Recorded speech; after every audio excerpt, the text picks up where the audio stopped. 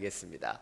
말씀을 듣기 전에 우리의 손을 가슴에 얹고 믿음으로 선포하기를 원합니다. 말씀이 나를 변화시킵니다.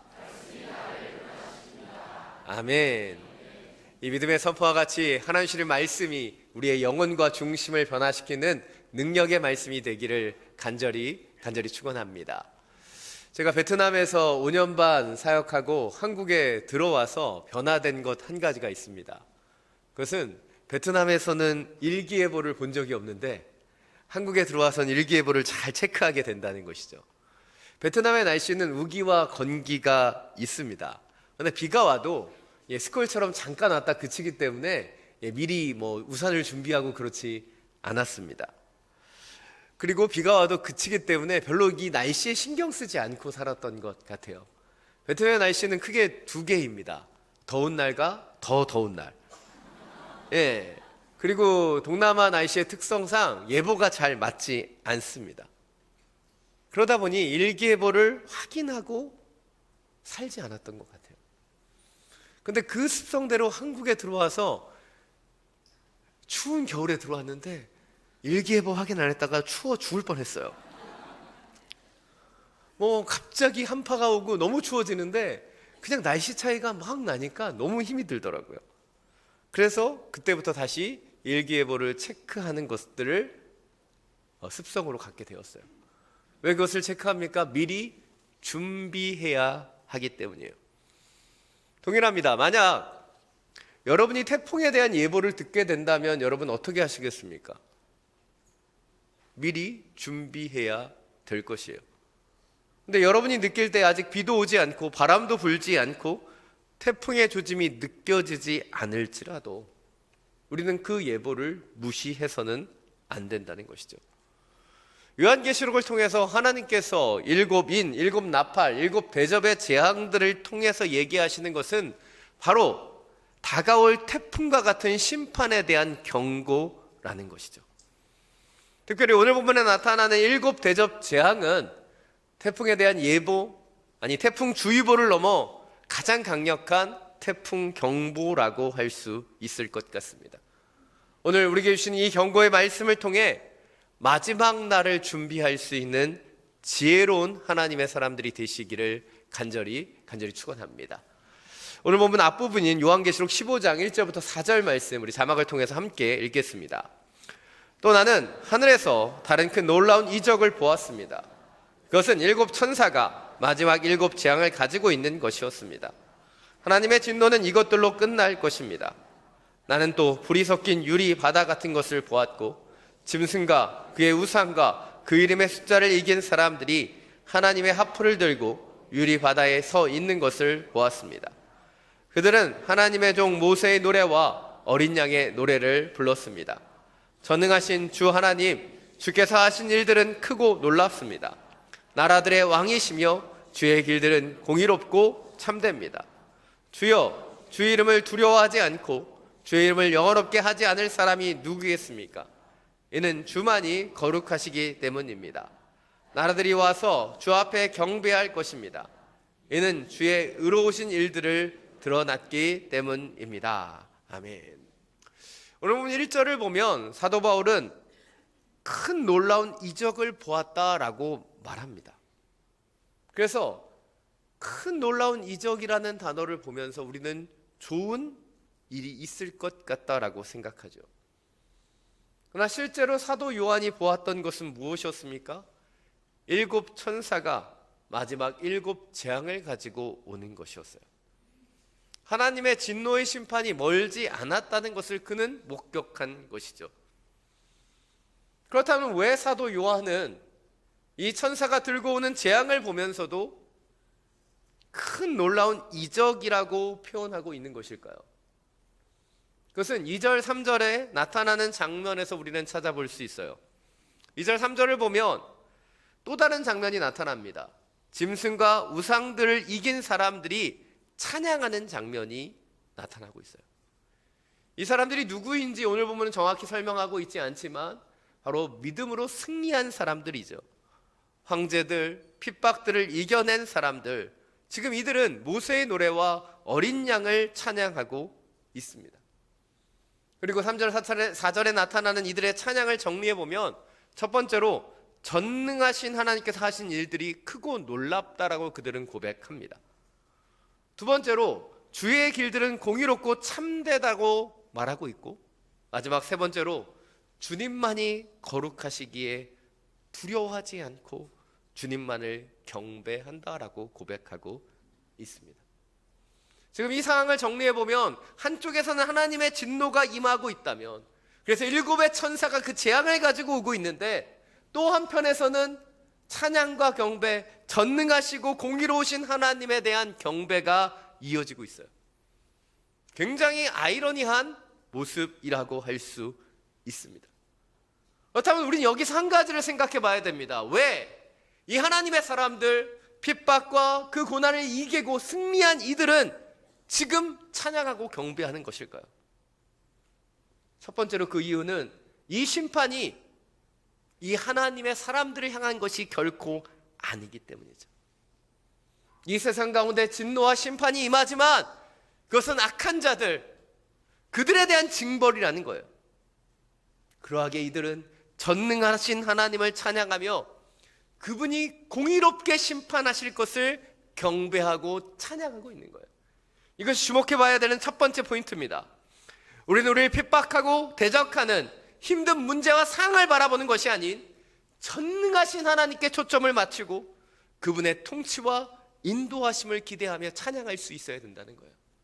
이것이 우리 신앙인의 모습이라는 것이죠. 저는 청년 때 비 오는 날 전망이 좋은 카페에 앉아 있는 걸 좋아했습니다. 특별히 그냥 1층 카페가 아니라 2, 3층, 그래서 멀리 이렇게 내려다 볼 수 있는 그런 카페에 앉아 있는 게 참 좋았던 것 같습니다.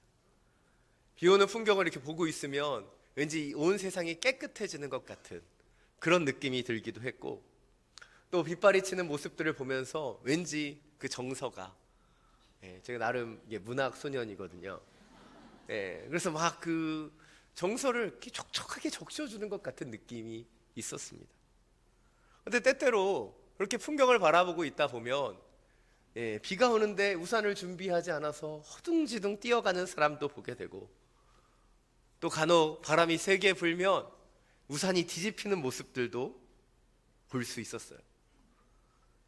근데 가장 좋았던 건 그 사람들 막 우산이 뒤집히고 허둥대는데 저는 너무 평안하게 그 안에 있다는 거예요. 그렇습니다. 중요한 것은 거센 비바람이 몰아치는 것이 아니에요. 그 비바람 속에 우리가 어디에 있느냐 하는 것이죠. 누군가는 우산조차 없이 비바람의 그 모든 모진 고초를 그냥 당하는 사람이 있는가 하면 그 비바람을 작은 우산으로 겨우겨우 피하고 있는 사람도 있을 거예요. 그런데 누군가는 비바람의 영향을 전혀 줄 수 없는 든든한 곳에 서 있는 사람도 있다는 것이죠.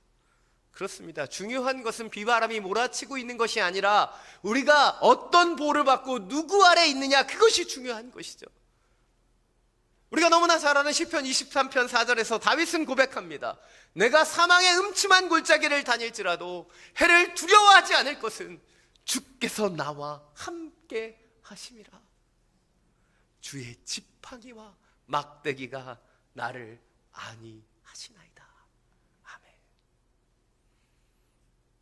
주님의 지팡이와 막대기가 우리와 함께하고 있음을 우리는 놓치지 않아야 되는 거예요.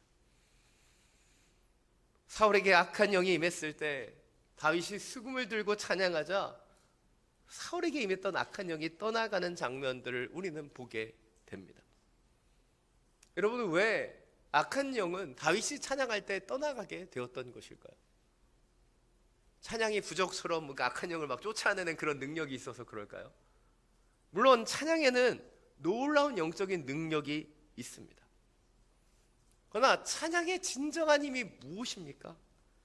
그것은 찬양을 통해서만 세상을 보고 세상의 걱정과 문제를 바라봤던 우리의 시선이 전능하신 하나님을 보게 되는 것이고, 찬양하며 나아갈 때 그 하나님께 초점을 맞추고 그분의 공의로우심과 그분의 사랑하심을 다시 한번 보게 되기 때문이 아니겠습니까? 사랑 여러분, 우리의 삶 속에 주님을 향한 찬양이 계속되기를 원합니다. 그래서 문제와 어려움에 초점을 맞추는 것이 아니라 우리를 주님의 날개 그늘 가운데 피하게 하시는 그 전능하신 하나님, 그 사랑의 하나님 안에 거할 수 있는 하나님의 사람들이 되시기를 간절히 축원합니다. 오늘 본 5절부터 8절입니다. 다시 한번 함께 읽겠습니다. 이후에 나는 보았습니다. 하늘에 있는 성전 곧 증거의 장막이 열리고 7 재앙을 가진 7 천사가 성전에서 나왔습니다. 그들은 깨끗하고 빛나는 고운 삼배 옷을 입고 가슴에 금띠를 두르고 있었습니다. 그때 내 생물 가운데 하나가 영원토록 살아계신 하나님의 진노로 가득 찬 7 금대접을 7 천사에게 주었습니다. 그러자 성전이 하나님의 영광과 권능으로 인해 연기 가득 차게 7 천사의 7 재앙이 끝나기까지 아무도 성전에 들어갈 수 없었습니다. 이 환상을 본 이후에 사도 요한은 하늘에 있는 성전 곧 증거의 장막이 열리고 7 재앙을 가진 7 천사가 하나님 앞에 나와 7 금 대접을 받는 장면을 보게 됩니다. 그리고 8절을 보면 그들이 7 대접을 받는 순간에 성전 가운데 하나님의 영광과 권능으로 인해 그곳에 연기가 가득 차게 됩니다. 이러한 장면은 구약 성경에서 하나님께서 임재하실 때, 하나님의 영광이 나타날 때 이 연기와 구름 같은 일들이 일어나는 것을 우리는 보게 됩니다. 그러나 오늘 본문은 거기서 끝나지 않아요. 8절 하반절을 보면 이 연기가 단순히 하나님의 임재의 상징일 뿐만 아니라 이 연기로 인해서 7 재앙이 끝날 때까지 아무도 성전에 들어갈 수 없었다라고 말하고 있다는 거예요.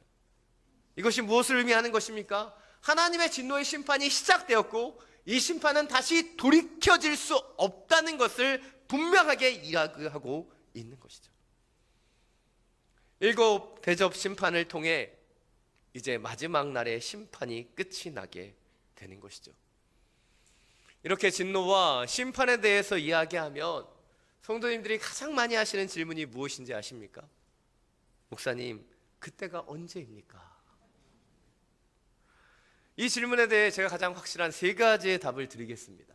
첫 번째는 그 때와 시기는 누구도 알 수 없다는 거예요. 두 번째, 더 중요합니다. 누군가 그 때와 시기를 안다고 하면 절대 그 사람을 가까이 하면 안 된다는 거예요.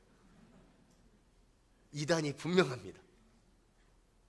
그리고 가장 중요한 3번째는 그 때를 아는 것보다 더 중요한 것이 그 때를 미리 준비해야 한다는 거예요.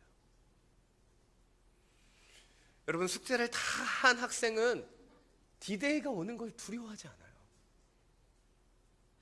그런데 시험이 언제 오는지, 제출 기간이 언제인지만 막 하는 학생이 그렇게 열심히 하는 걸 본 적이 없어요. 시험이 다가온다고 해서 공부 안 하던 인간이 공부하지 않아요, 여러분. 알고만 있을 뿐입니다. 중요한 것은 시험이 오기 전에, 심판이 오기 전에 준비할 수 있어야 한다는 거예요. 요한계시록을 통해 7인, 7나팔, 7 대접의 재앙들을 주시는 이유는 우리에게 두려워하라는 것이 아닙니다. 이 하나님의 경고를 통해서 우리가 마지막 때를 준비하는 자가 되기를 원하시는 거예요. 이것이 오늘의 2번째 포인트입니다. 우리는 마지막 때를 알려고 힘쓰는 것이 아니라 오늘 마지막을 준비하는 지혜를 가져야 하는 거예요. 마지막을 준비하는 거. 마태복음 25장을 보면 열처녀 비유가 나타납니다. 슬기로운 5 처녀는 등뿐만 아니라 기름까지 준비하죠. 그러나 어리석은 5 처녀는 등만 준비했을 뿐 기름을 준비하지 않았어요. 이 비유를 보면 우리가 이 등과 같이 보여지는 부분들은 잘 준비하지만 기름과 같이 그 내면의 것들을 준비하지 못할 수 있음을 우리는 보게 됩니다. 또한 이 말씀을 들여다보면 슬기로운 5 처녀나 어리석은 5 처녀나 신랑이 언제 올지 알지 못했고 신랑이 늦게 오자 그들은 다 졸고 잠이 들기도 합니다. 그들이 졸거나 잠이 들지 않았던 것이 아니에요. 그렇습니다. 이 비유는 우리에게 2가지를 분명하게 이야기하고 있어요. 슬기로운 처녀도 어리석은 처녀도 신랑이 언제 오는지는 알지 못했다는 것이고, 두 번째는 이 슬기로운 처녀들이 때가 되어서 등과 기름을 준비한 것이 아니라 미리 그것을 준비하고 이 신랑을 기다리고 있다는 사실이죠. 그렇습니다.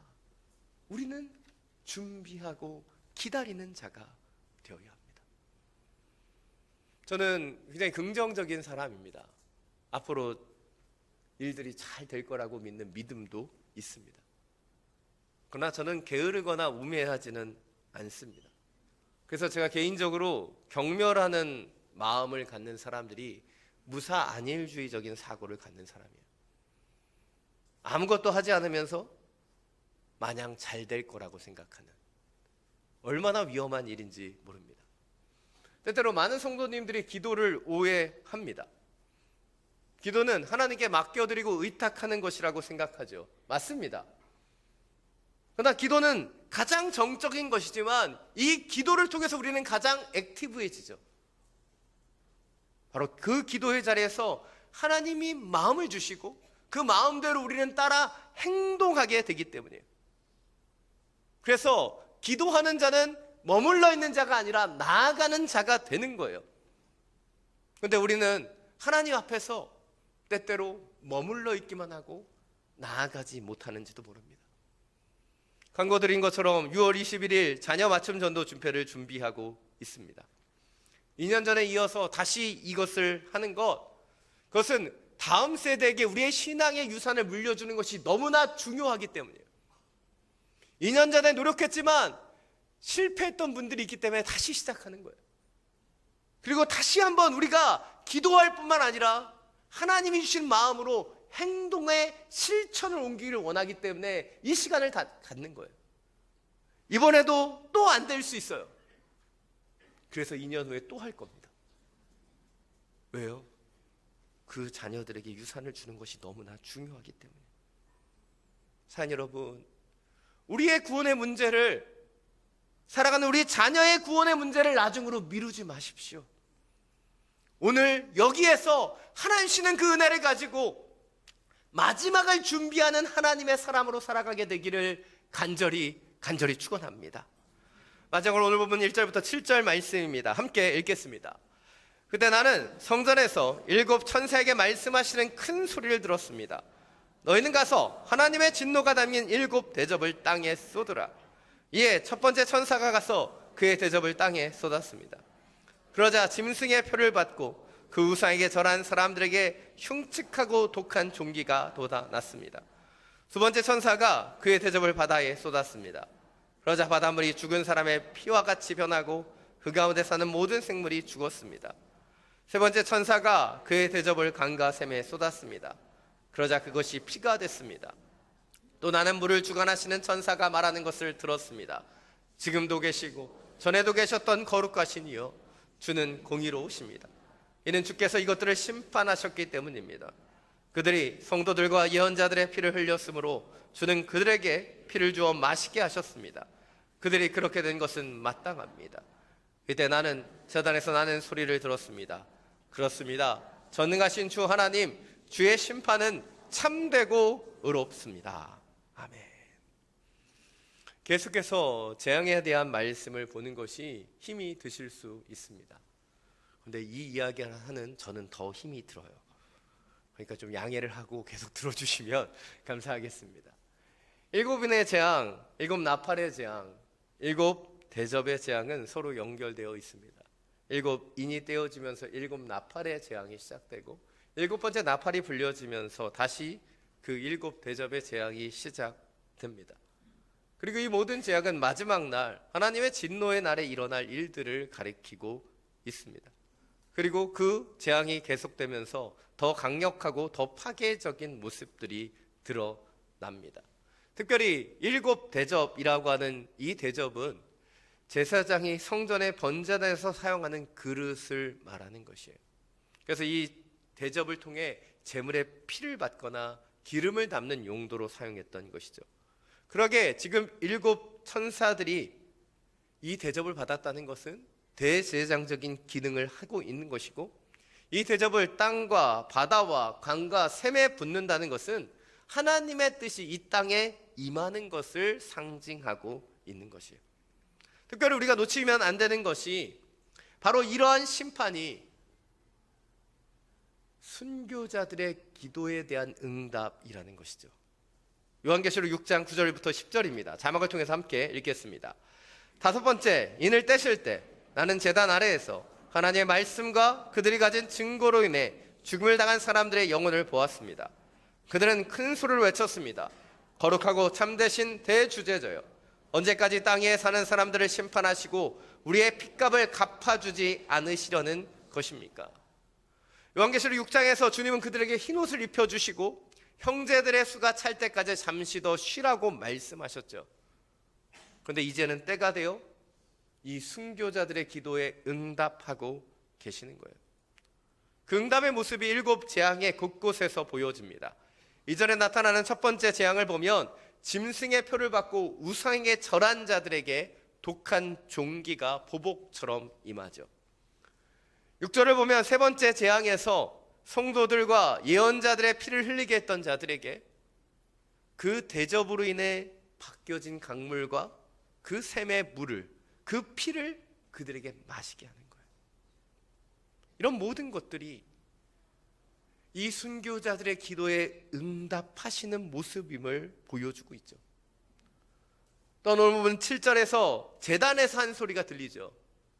그런데 요한계시록 6장을 보면 이 제단 밑에 순교자들의 영혼이 있다는 것을 우리는 보게 돼요. 바로 이 7절의 고백은 순교자들의 고백인 거예요. 그렇습니다. 전능하신 주 하나님, 주의 심판은 참되고 어렵습니다. 주님의 그 진노의 심판을 바라보며 지금 순교자들은 찬양하고 그 심판이 참되고 의롭다라고 고백하고 있는 것이죠. 또한 그 심판은 누구에게 내려지고 있습니까? 요한계시록 16장 9절 11절 우리가 읽지 않았지만 이 부분을 보면 하나님의 이름을 모독하고 회개하지 않는 자들, 하나님께 영광을 돌리지 않는 자들에게 이 진노의 심판이 내려지고 있습니다. 그렇습니다. 하나님의 심판은 참되고 의롭습니다. 주를 믿고 의지하고 살아가는 자들에게 내려지는 것이 아니라 회개하지 않고 하나님의 영광을 보지 못하는 자들에게 임하는 하나님의 진노요 공의의 심판이기 때문이죠. 이것이 마지막 세 번째 포인트입니다. 우리 믿음의 사람들은 마지막 날을 두려워할 필요가 없습니다. 왜냐하면 우리는 구원받은 백성이고 하나님의 공의로운 심판이 하나님께 영광 돌리지 않는 불의한 자들에게 임하는 것이며 그날은 우리에게 구원의 날, 주님이시는 기쁨의 날이 될 것이기 때문이에요. 그 하나님의 공의의 심판을 우리는 온전히 이해할 수 있어야 되는 거예요. 어린 시절 연년생인 형과 싸우면 아버지께 혼이 많이 났습니다. 저희 아버님 굉장히 무서운 분이셔서 호되게 혼을 내시고 많이 혼났던 기억이 있습니다. 물론 이 기억은 굉장히 주관적인 거죠. 억울했던 것은 분명히 저는 동생으로서 형에게 맞았는데 아버지에게는 똑같이 혼났다는 거예요. 그렇게 이렇게 혼이 난 다음에 꼭 아버님께서 이렇게 물어보셨어요. 몇 대 맞을래? 스스로 자신의 잘못에 대해서 돌아보라고 질문하셨던 것 같습니다. 근데 그 질문이 들어오면 갈등이 됐어요. 사실 한 대도 안 맞고 싶은데 그렇게 말했다가는 더 맞을 것 같아서. 한 번은 제가 머리를 막 굴려서 한 5대 맞겠다고 했어요. 그랬더니 옆에서 저희 형이 미쳤는지 100대 맞겠다고 그래가지고 예, 그때 기억이 아직도 생생합니다. 굉장히 어렸을 때인데. 그리고 시간이 흘러서 제가 아버지가 되었습니다. 그리고 저희 아들이 어릴 때 잘못하면 제가 저희 아버지처럼 아들에게 물었습니다. 몇 대 맞을래? 근데 그때 충격을 받았어요. 저희 아들은 한 대도 안 맞겠다고 얘기하더라고요. 그리고 제가 아버지가 되어 보면서 조금씩 깨닫게 됩니다. 나름 아버지께서는 공정하게 하시려고 했지만 다 알지는 못하셨구나. 매를 맞는 숫자를 우리에게 정하라고 하셨다는 것, 그것은 스스로 판단해야 된다라고 여겼기 때문이죠. 아버지가 다 알 수 없기 때문에. 어린 시절 너무나 커 보였고 대단해 보였던 아버지도 결코 공정하고 공의로울 수 없었다는 사실을 깨닫습니다. 그러나 우리 하나님은 어떤 분이십니까? 우리 하나님은 공정하시고 공의로우신 분이시죠. 오늘 5절에서 이야기합니다. 지금도 계시고 전에도 계셨던 거룩하신 이여, 주는 공의로우십니다. 주는 공의로우십니다. 이는 주께서 이것들을 심판하시기 때문입니다. 아멘. 사랑하는 여러분, 하나님의 심판은 결코 실수가 없습니다. 하나님은 공의로우시고 참되시고 의롭게 심판하시죠. 그러하게 하나님은 당신을 사랑하고 경외하는 자들에게는 진노 내리시지 않아요. 우리 하나님은 또 어떤 분이십니까? 찬양받기에 합당하신 분이죠. 그리고 그 찬양하고 경배하는 자들을 그냥 내버려 두시지 않아요. 하나님은 심판 때만 역사하시는 분이 결코 아닙니다. 하나님은 늘 우리와 동행하시는 분이시죠. 그렇게 우리는 그런 하나님의 참되시고 의로우심을 온전히 알아 이 마지막 때를 그 하나님을 경외하며 경배하며 찬양하며 준비하는 자가 되어야 하지 않겠습니까? 다시 한번 이 땅의 상황과 문제들을 보는 것이 아닌 그 문제 가운데서 우리를 보호하시고 그 날개 그늘 가운데 우리를 인도하시는 그 하나님을 바라보며 찬양하며 경배할 수 있는 하나님의 백성들이 되시기를 간절히 축원합니다. 이 시간 우리 주 하나님 이 찬양 함께 부르고 기도하며 나아가기를 원합니다. 우리 주 하나님, 우리 주 하나님, 큰 영광과 존귀를 받기에 합당하신 지금 여기 계신 하나님, 온 천지 만물을 지으시고 다스리는 큰 권능과 능력으로 주의 말씀 이루시리. 거룩하다, 거룩하다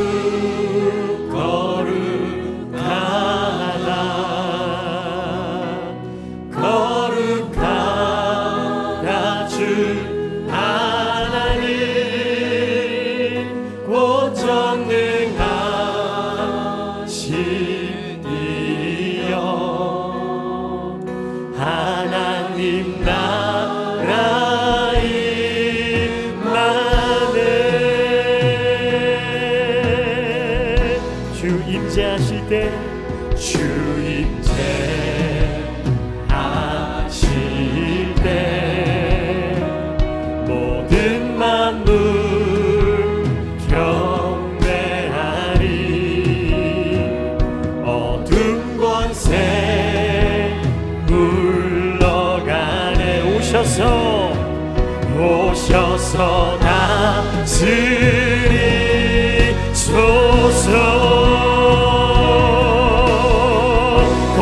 거룩하다, 거룩하다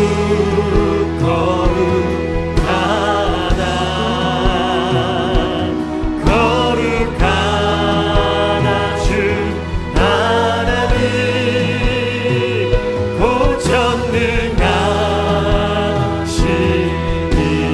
이여, 하나님 나라 임하네. 함께 선포하며 어제도 계셨고 오늘도 계시며 이제 곧 오실 우리 왕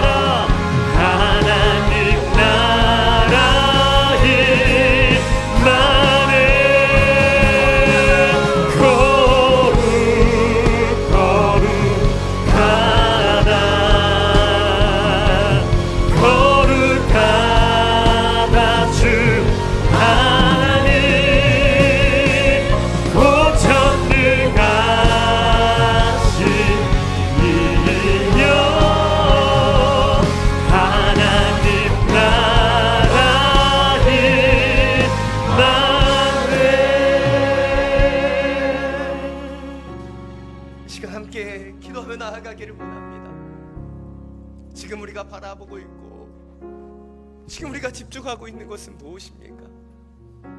우리의 문제, 다가오는 경고들, 환난과 어려움들, 그것을 바라보며 넘어지고 쓰러지고 있지는 않습니까? 오늘 말씀은 주님께서 당신을 바라보며 찬양하며 마지막 날을 준비하라고 우리에게 주신 말씀이죠. 이 말씀을 우리의 가슴에 새기고 함께 기도하며 나아가길 원합니다. 주님, 이 마지막 경고를 아는 자로 하나님을 경외함으로 찬양하며 마지막을 준비하는 하나님의 사람이 되게 하여 주옵소서. 우리에게 주신 이 구원의 특권과 능력을 가지고 주님 복음을 전하며 마지막 때를 준비하는 하나님의 사람들이 되게 하여 주옵소서. 주의 참되시고 의로우심을 알아 공의로우신 심판을 신뢰함으로 맞이하는 하나님의 백성 되게 하여 주옵소서. 아멘. 주님의 이름 한번 부르고 함께 통성으로 지나가 나아갑니다.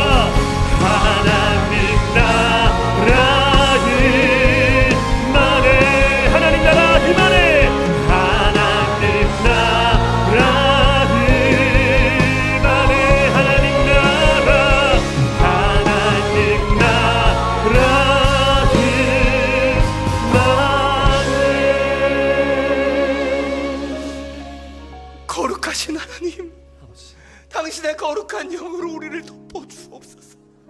이 세상에 살아가며 너무나 많은 죄에 때가 묻어져 있는 우리를 다시 한번 주님의 정결한 영으로 덮어주셔서 당신의 거룩을 살아가는 통로가 될 수 있도록 주장하여 주옵소서. 아멘. 주님, 이 심판의 말씀을 통해 주님, 내일을 준비하는 오늘을 살게 되기를 원합니다. 주님, 오늘 우리에게 주신 이 말씀을 우리의 가슴에 새기고 주님이 주시는 거룩과 능력으로 살아가길 원합니다. 비바람과 폭풍만을 바라보는 인생이 아닌 우리를 보호하시고 덮어주시는 그 하나님을 경외함으로 찬양하길 원합니다. 주여, 우리의 중심을 만져 주옵소서. 우리의 마음을 새롭게 하여 주옵소서. 당신의 거룩의 영이 우리의 마음속에 온전히 뿌려지게 하여 주시사 하나님의 거룩과 전능하심을 바라보며 하루하루를 살아가는 하나님의 사람들 되게 하여 주옵소서. 간절히 기도합니다. 우리를 통해 진정한 복음이 흘러가길 원합니다. 하나님의 사람으로 우리를 인쳐주셨으니 참된 복음의 능력, 거룩의 능력을 가지고 이 땅을 주여 변화시키는 하나님의 축복의 통로 될 수 있도록 주장하여 주옵소서. 간절히 기도합니다. 우리 다음 세대 가운데 당신의 은혜를 부어 주옵소서. 그들이 주님을 경외하는 하나님의 사람으로 돌아올 수 있도록 주여 만지시고 함께하여 주시옵소서. 기도하기에 우리의 삶의 자리에서 더욱더 복음을 들고 나아가는 하나님의 자녀 되길 원합니다. 주여 우리의 마음을 만져주시고 우리가 해야 되는 그 법도를 가르쳐 주시옵소서. 길이요 진리요 생명 되시는 우리 주 예수 그리스도의 이름으로 기도드립니다.